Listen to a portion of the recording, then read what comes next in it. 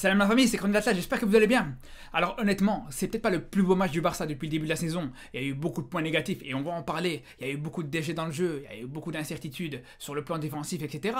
Mais malgré tout les gars, je peux vous dire que c'est la plus belle victoire. Cette victoire, elle est exceptionnelle. Cette victoire, elle fait vraiment plaisir. Elle était primordiale, elle était hyper importante. Il fallait absolument que le Barça gagne avant d'affronter Atlético sur le prochain match. On pouvait surtout pas se permettre un faux pas aujourd'hui contre Valence, c'était pas possible. Parce que un faux pas aujourd'hui, plus un autre faux pas la semaine prochaine contre l'Atlético, ça veut dire bye bye à la Liga. C'est clair et net. Vous savez très bien que la Liga, c'est un championnat qui est très serré. C'est un championnat qui se joue sur des points, sur des buts même. Parfois, ça se joue même sur des buts. Ça se joue sur le goal average. Il y a eu plusieurs Ligas qui ont été gagnées par le goal average. Donc, c'est sûr et certain que 2 faux pas consécutifs dans un championnat comme ça aurait été très compliqué. C'est pour ça que franchement, je vous dis encore une fois, cette victoire, elle fait super plaisir. Alors on va parler du négatif après, mais pour commencer, franchement, là, Lewandowski, pour le coup, on peut saluer sa prestation. C'est pas le match où il a eu la plus grande participation et la plus grande présence dans le jeu, mais je vous dis la vérité, il a été vraiment primordial dans ce match, où il a su être présent à la finition quand il le fallait. Et encore une fois, il montre qu'en Liga, contre ce genre d'équipe, il peut répondre présent, il est à la hauteur. Et c'est déjà une très belle chose, parce que c'est vrai qu'on attend encore beaucoup plus de Lewandowski quand on se rappelle de ses derniers matchs, c'est clair et net. C'est pas ça qui va nous faire oublier non plus son manque de présence dans les derniers matchs contre le Bayern ou contre l'Inter, ça c'est clair et net. Mais dans tous les cas, aujourd'hui, ce qu'il fait en Liga, c'est déjà une très belle chose. Et pour moi, on peut dire aussi que c'est de bon augure pour la suite. C'est des choses qui sont intéressantes pour la prochaine saison. C'est des choses qui peuvent se mettre en place. Faut pas oublier une fois pour toutes que cette équipe du Barça, comme je l'ai dit depuis le début de la saison, comme je l'ai dit même avant que la saison commence, cette équipe du Barça est en pleine reconstruction. C'est pour ça que moi, depuis le début, j'attendais pas forcément à ce que le Barça sorte de cette poule en Champions League. Parce que pour moi, depuis le début, ça aurait été un exploit. C'est pour ça que là, je vais pas forcément directement tomber sur Xavi parce qu'il a été éliminé de cette Ligue des Champions et qu'il a été éliminé de ce groupe de la mort. Encore une fois, faut être honnête, les gars. Faut être honnête quand tu vois que dès le début de la saison, le Barça doit affronter cette équipe du Bayern, cette équipe de l'Inter, doit se retrouver dans un groupe de la mort aussi difficile, aussi relevé. C'est sûr que c'est compliqué quand tu sais que voilà, il y a une équipe qui doit se mettre en place, il y a une défense qui doit aussi apprendre à avoir des automatismes, une attaque aussi qui doit apprendre à avoir des circuits préférentiels. Et je vous parle même pas des nombreuses blessures qu'a connu Xavi depuis le début de la saison. Quasiment un match sur deux, t'as un nouveau blessé. Et encore une fois là, il y a Koundé qui se reblesse, qui rechute de nouveau sur sa blessure. En plus, Koundé qui faisait un bon match ici contre Valence. Et tu te retrouves de nouveau avec une charnière centrale avec Piqué. Donc tout ça pour dire qu'il n'y a pas tout qui est à jeter dans ce début de saison du Barça.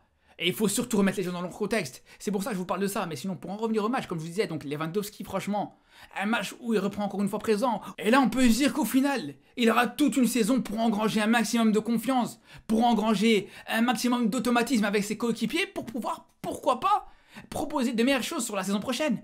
Et quand je parle d'automatisme, justement, il y a quelque chose que déjà on peut commencer à voir. La petite spéciale entre Rafinha et Lewandowski. On l'a vu plusieurs fois, le fameux centre rentrant de Rafinha pour Lewandowski qui arrive à chaque fois à être efficace. On l'a vu, je pense, contre la Real Sociedad, on l'a vu contre Valladolid, bref, dans plusieurs matchs où le Barça a été décisif comme ça. Et justement, là, je vous parle de Lewandowski, mais il faut parler aussi de Rafinha. Franchement, Rafinha, pour le coup, il fait une très belle entrée. Alors, c'est vrai que depuis le début de la saison, notamment en Ligue des Champions, il est un petit peu décevant. On attend quand même beaucoup plus de sa part. Mais en tout cas, dans ce match, il a largement été meilleur que Dembélé. C'était simple, Rafinha, il a joué 30 minutes, Dembélé, il en a joué 60. Mais pourtant, Rafinha, en 30 minutes, en seulement 30 minutes, il a réussi plus de dribbles que Dembélé. Il a réussi plus de passes en profondeur, et surtout, ils ont réussi le même nombre de centres. Sauf qu'il y en a un, bien sûr, qui te met une passe décisive dans ces centres-là. Donc Dembélé, c'est sûr qu'on attend beaucoup plus de sa part sur les prochains matchs. Mais autant pour ce qui est de Dembélé, on attend encore des choses, on espère encore qu'il apporte certaines choses. Mais par contre, il y en a un sur qui j'attends plus rien du tout, sur qui j'ai plus envie de compter du tout, c'est Ferran Torres. Ah, c'est bon, lui, c'est trop. Ah, c'est bon, je peux plus me voir, c'est fini. À la limite, mettez même Bellerin sur le côté gauche en tant qu'ailier. Il y a largement moyen que ça fasse plus l'affaire que ce Ferran Torres. Parce que honnêtement, Ferran Torres, il fait quoi? Il fait quoi, sérieusement, Ferran Torres? Il fait absolument rien du tout. Il réussit pas de dribble, il arrive pas à faire de différence en 1 contre 1, il fait pas de centre. À la finition, c'est une catastrophe. Sur la seule fois où on s'est dit, allez, Ferran, c'est ton moment, il y a moyen que tu fasses quelque chose, il y a moyen que tu viennes nous sortir un résultat, il y a moyen que tu sois décisif directement dans un match, et pas juste pour réduire un score. Et là, il trébuche sur le ballon. Il saute au-dessus du ballon, je sais même pas ce qu'il a fait. Franchement, je lui fais descendre pour qu'au final, il trébuche sur le ballon devant le gardien. Honnêtement, ça sert à quoi de continuer à croire à un joueur comme ça? Ça sert à quoi de continuer à espérer qu'il t'apporte quelque chose? C'est fini, moi je peux plus y croire. Moi, Ferran Torres, c'est bon. C'est bon, je peux plus me voir comme je vous dis. À un moment donné, quand j'arrive plus à faire de différence entre mes coéquipiers du dimanche matin dans le football amateur et un joueur professionnel qui joue au Barça, je pense qu'il y a un problème. Je pense qu'il y a un problème parce que tu mets mon coéquipier Nicolas, ailier gauche, et tu lui fais ce genre de centre, mais t'inquiète pas qu'il te fera la même chose. Lui aussi, il va trébucher sur le ballon. Mais normalement, pour un joueur professionnel, qui plus est dans un des plus grands clubs d'Europe, dans un des plus grands clubs d'Espagne, normalement tu t'attends à mieux quand même. Tu t'attends à ce qu'il négocie quand même mieux cette situation. Qu'il la marque pas encore, c'est une chose. Qu'il la cadre même pas, on va dire allez, pourquoi pas. Mais qu'il soit même pas capable de toucher le ballon, qu'il soit même pas capable de tirer sur ce ballon, là par contre on va avoir un problème. Là, on va avoir un sérieux problème. À un moment donné, si t'es footballeur et tu sais pas tirer sur un ballon, je sais pas comment on va faire. Mais sinon, dans le reste de cette équipe, franchement, moi, il y a une chose que depuis plusieurs semaines, je vois qui est hyper intéressante, c'est le retour de Jordi Alba. Jordi Alba qui revient dans une très belle forme, il propose des matchs intéressants, je pense que cette concurrence avec Alonso, avec Baldé, etc., ça lui fait beaucoup de bien.